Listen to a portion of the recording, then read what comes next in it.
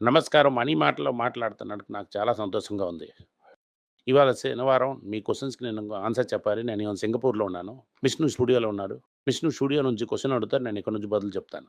First question sir, అమెరికాలో ఏం జరుగుతున్నది? యూఎస్ కోర్ట్స్ ఏమో ట్రంప్ ఏసిన తారీఫ్‌నేమో అన్‌లాఫుల్ అని చెప్తున్నారు. దాని తర్వాత ఏమో 200% మేము తారీఫ్ ఏస్తాం ఫార్మా మీద. ఇంకా చాలా తారీఫ్ ఏస్తాం అని ఎక్స్‌పెక్టేషన్స్ అని అమెరికాలో అవుతున్న విషయం అది. ఏం జరుగుతుంది అమెరికాలోని? మార్కెట్‌కి ఎంత బాధ చేస్తున్నది? ఇప్పటికేమో కోర్ట్ ఆఫ్ అపీల్స్ ఏమో రిజెక్ట్ చేసేసారు. టారిఫ్ కంటిన్యూ చేస్తే సుప్రీం కోర్ట్‌తోని ఎళ్తది. సుప్రీం కోర్ట్‌లో ఎన్ని రోజులు అవుతుందో ఆ తీర్పు అని మనకు తెలీదు. కానీ మన ఊర్లాగా చాలా సంవత్సరాలు తీసుకొని ఎళ్ళరు. సుప్రీం కోర్ట్ ఏమో 6 నెలల 1 ఇయర్‌లోనే తీర్పొచ్చేస్తుంది. దాని వరకు మన తీర్పు గురించి వెయిట్ చేస్తాం. ఇండియన్ గవర్నమెంట్ సోర్సెస్ ఏం చెప్తున్నాడు ఆఫీసర్‌కి చెప్పలేదు. నవంబర్ ఎండ్‌లోనే నెగోషియేషన్ ముడిచేసి అమెరికాతోని ఒక ఒప్పందం వచ్చేస్తుంది. అలాగని చెప్తున్నారు. సో, ఒక సీజన్‌కి ప్రాబ్లమ్ ఉంటుందని అంటున్నారు. As far as pharma tariff concerns ఏమో చూసారంటే, ఇండియా ఏమో ரொம்ப ఇంపార్టెంట్ జనరిక్ చేయడం వల్ల, లో కాస్ట్ జనరిక్ వల్ల దానికేదో ఛాన్సెస్ ఎదురు చూస్తున్నారు. సరే, పుటిన్, మోడీ, వీకెండ్ ఈ ముగ్గురు ఒకరు పార్ట్నర్‌షిప్ ఏస్తున్నారు. ఫోటోస్ అని చూసి చాలా మీమ్స్ కూడా చూసాం. ఈ ముగ్గురు చూసి ఫోటో చూసి ట్రంప్ ఏడుస్తున్నట్టుగా మీమ్స్ చూసాం. ఇది 3 పార్ట్నర్‌షిప్ చేస్తారా? ఇది ఎంతలా చేంజెస్ వస్తుంది? పుటిన్, మోడీ, పార్ట్నర్ చేయముందు అవ్వదు. ఎందుకంటే చైనా ఏమో లాస్ట్ టైం చాలా టైం మనకు దెబ్బతీశారు. చైనాతోనే మనకు లాంగ్ టర్మ్ రిలేషన్‌షిప్ ఉండదు. రష్యా ఏమో, చైనా ఏమో నాన్ డెమోక్రటిక్ స్టేట్స్. రష్యాలోనేమో నామ్‌కి వాస్తే ఒక ఎలక్షన్ పెడతారు. చైనాలో అది కూడా లేదు. అదేమో అథారిటేరియన్ స్టేట్స్. ఇక్కడ చూసారంటే మెడ్లివిన్ ఒకసారి చేసి పుటిన్ పవర్‌లో ఉన్నారు. మెడ్లీ ఏమో ట్రస్టెడ్ మ్యాన్ అందరూ. ఒక అథారిటేరియన్ స్టేట్‌కి, ఒక డెమోక్రటిక్ స్టేట్‌కి చాలా కాలం వరకు రిలేషన్‌షిప్ ఉండవు. ఇండియా ఏమో ఇన్‌హెరెంట్‌లీ డెమోక్రటిక్ స్టేటే. ఎవరి వల్ల అథారిటేరియన్ స్టేటా మార్చడం అవ్వదు. సో, వాళ్ళేమో long term relationship with China and India continue అవ్వదు. ఎందుకంటే వాళ్ళు పాకిస్తాన్‌తోని స్పెషల్ రిలేషన్‌షిప్ ఉంచారు. ఇండియాకు, రష్యాకు లాంగ్ టర్మ్ రిలేషన్‌షిప్ ఉన్నాయి 1970s నుంచి. అది కంటిన్యూ అవుతుంది. మనం 40% ఆఫ్ ఆర్మ్స్ ఏమో వాళ్ళ దగ్గర తీసుకుంటున్నాం. ఆర్మ్స్ అండ్ ఆర్నమెంట్స్ ఏమో రష్యా నుంచి చాలా తీసుకుంటాం. రష్యా మన దగ్గర నుంచి మెడిసిన్ తీసుకుంటారు. రష్యన్ ఆయిల్ చీప్‌గా ఉన్నంత వరకు ఇండియా తీసుకుంటుంది. దీంట్లో ప్రైవేట్ సెక్టర్ యూజ్‌ఫుల్ చేయడం వల్ల అది అమెరికా కన్నా ఒక పెద్ద నన్ను కింద పడినా కూడా సాక్రిఫైస్ చేయడానికి ఒక అవకాశం ఉంది. కామర్స్ మంత్‌లోనే ఒకసారేమో $4 బిలియన్ ఎఫ్‌బిఐ అమ్మేసి వెళ్ళిపోయారు. 7 మంత్స్‌లోనే హైయెస్ట్ అవుట్‌ఫ్లో ఇదే. దీంట్లో గమనించవలసింది 19 సెషన్‌లోని 15 సెషన్స్ ఏమో ఎఫ్‌ఐ అమ్మేసే ఎళ్లారు మొత్తంగానే. ఇప్పుడు ఫియర్ ఉందని మనం చూడొచ్చు. ఇది ఫియర్ ఉన్న టైంలో రీటైల్ ఇన్వెస్టర్ గ్రీడీగా మారొచ్చా? అదే యాక్చువల్‌గా రూల్‌గా మీరు చెప్తారు. ఫియర్ ఉన్నప్పుడు గ్రీడీ ఉండొచ్చు. గ్రీడీ ఉన్న టైంలో భయపడాలి ఇన్వెస్ట్‌మెంట్‌లో. గడిగలికి చెప్తుంటారు. ఇది ఎప్పుడు చూడాలి. అలాగే ఈ ఫియర్ మనం యూజ్ చేయొచ్చా? ఎప్పటికి గ్రీడీ అవుతున్నారు న్యూస్ ఏంటి రాలేదు. టిఫిన్ కాఫీ రేంజ్‌లోనే ఉంటుంది. ఎఫ్ఐఎస్ అమ్ముతున్నారు ఎందుకంటే మన ఎకానమీ వీక్‌గా ఉంది. ఎర్నింగ్స్ లేదు. వాళ్ళు ఇంటెలిజెంట్ అమ్మేసి డబ్బులు ఎలుకొని వెళ్తున్నారు. ఆర్‌బీఐ కూడా రిలీజ్ చేసి డాలర్‌ని మంచి రేట్‌లో అమ్మాలని అనుకుంటున్నాడు. ఎందుకంటే సెప్టెంబర్‌లో కూడా ఈ ట్రెండ్ కంటిన్యూ అవుతుంది. ఈ ట్రెండ్ కంటిన్యూ అవుతున్నాడు. అమెరికాలో కూడా ఒక ఫాల్ ఎక్స్‌పెక్ట్ అవుతుంది. అమెరికాలో కూడా ఫాల్ వచ్చిందంటే ఇంకా మార్కెట్ రేట్ ఇంకా ఫాస్ట్ పడుతుంది. ఎందుకు అమెరికాలో ఎక్స్‌పెక్ట్ చేస్తున్నామంటే, ఎందుకంటే అమెరికాలో ఉంది ఒక ఆర్టిఫిషియల్ ఇంటెలిజెన్స్ బూమ్. ఈ బూమ్ ఫర్ ఎవర్ కంటిన్యూ అవ్వదు.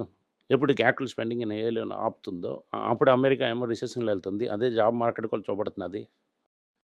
దీనివల్ల అమెరికాలో సెల్ ఆఫ్ ఇంకా ఇంటెన్స్ సెల్ ఆఫ్ వస్తుంది ఇక్కడ.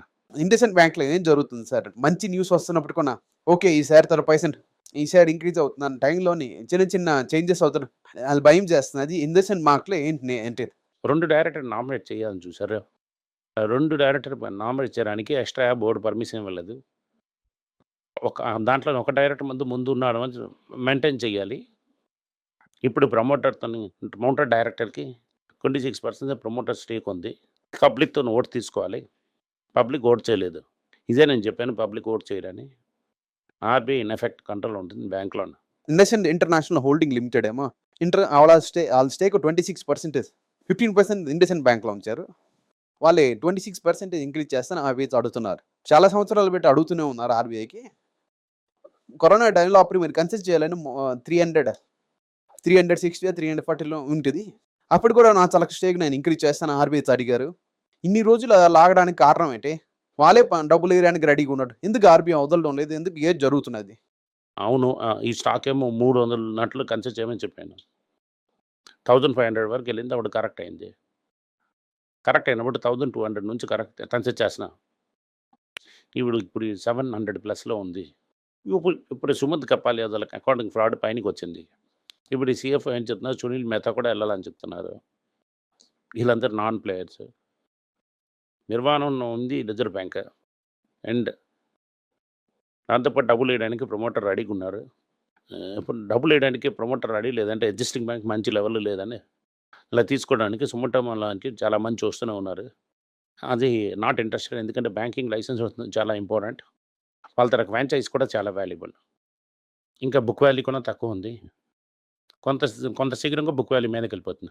కొనొచ్చా? వేస్టేజ్ అండ్ మేకింగ్ చార్జ్ లేకుండా ఆ గోల్డ్ అంతా ఇస్తున్నారు కదా! ఆ క్వెషన్ అడుగుతున్నప్పుడేమో మీరేమో దాంట్లో ఒక సెంటిమెంట్ ఉంటుందని చెప్పారు. చాలామంది దాంట్లో కమెంట్స్‌లో అడిగారు. కారు కూడా ఒక సెంటిమెంటే. మీరు పాత కారు కొనుక్కోండి. కొత్త కారు కొనకండి అని చెప్తున్నారు. పాత గోల్డ్ కొనొద్దని చెప్తున్నప్పుడేమో ముత్తూట్, మణపురం పాత గోల్డ్ ఉంచే కదా వాళ్ళు వడ్డీ అండ్ ప్రాఫిట్ చేస్తున్నారు. అదంతా సెంటిమెంట్ చూడకూడదా? అలాగని క్వెషన్ వచ్చింది. అలాగే సౌత్ ఇండియన్ బ్యాంక్ హెడ్జ్ అవుతున్నది అది గోల్డ్ ఎన్ఎస్‌సి. అది పెద్ద హెడ్జ్‌గా చూస్తున్నారు మీరు. దీంట్లో ఒక సెంటిమెంట్ లేదు. పాత గోల్డ్‌లో సెంటిమెంట్ ఉందా? ఇది 2 ఒకలాగా ఉంది అని ఒక క్వెషన్ అడుగుతున్నారు. కమెంట్స్‌లో చాలా మంది అడిగారు. దాని గురించి మీ బదులేంటి సార్? ఆ క్వెషన్ అవుతుంది ఒక తెలివి లేని క్వెషన్ లాగుంది. పాత కారుకి మీరు వాల్యూ సెంటిమెంట్ లేకుండా అమ్మకుండా ఉండొచ్చు. 91కి ముందు, 91 తర్వాత నువ్వు చూడండి. 91కి ముందేమో కార్ అవుతుంది ఒక అసెట్. కొన్న దానికన్నా ఎక్కువగా మనం అమ్మొచ్చు. నేను ఫియట్ కార్ ఏమో 65,000 కొని 1,00,000 అమ్మాను. అప్పుడు కొత్తగా కార్ చేయాలంటే పర్మిషన్ లేదు. ఇప్పుడు సందులో నలుగురు తయారు చేయడానికి పర్మిషన్ ఉంది. కార్ ఏమో గోదాంకి ఓ డీలర్‌కి మైలేజ్ నుంచి తీసామంటే 50% రేట్ తగ్గిపోతుంది. సో, ఒక అసెట్‌ని, ఒక లయబిలిటీని కంపేర్ చేయకండి. గోల్డ్ అవుతుంది ఒక అసెట్. కొంతమంది ఆడంబరంగా ఉంచుతారు. అందరం 10 కార్లు ఉంచినా కూడా మన ఊర్లోని అంబాసిడర్ స్వేటరే నడుస్తూ ఉండాలి. గోల్డ్ అవుతుంది ఒక లేడీ సెంటిమెంట్.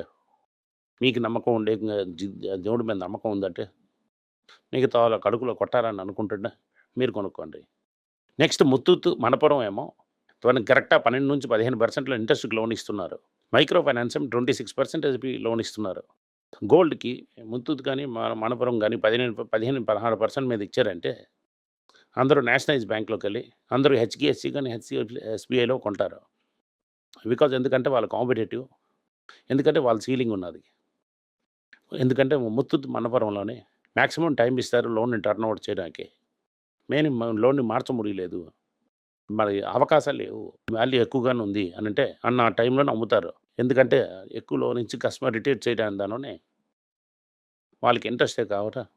ఆక్షన్‌లో వదలడానికి వాళ్ళ ఇంట్రెస్టే లేదు. రేట్ పెరిగిందంటే మళ్ళీ వచ్చారంటే దానికి ఎక్కువ అమౌంట్ ఇస్తారు. డబ్బులు కావాలంటే, ఉప్పు కావాలంటే పులుపు ఉందని చెప్పకూడదు.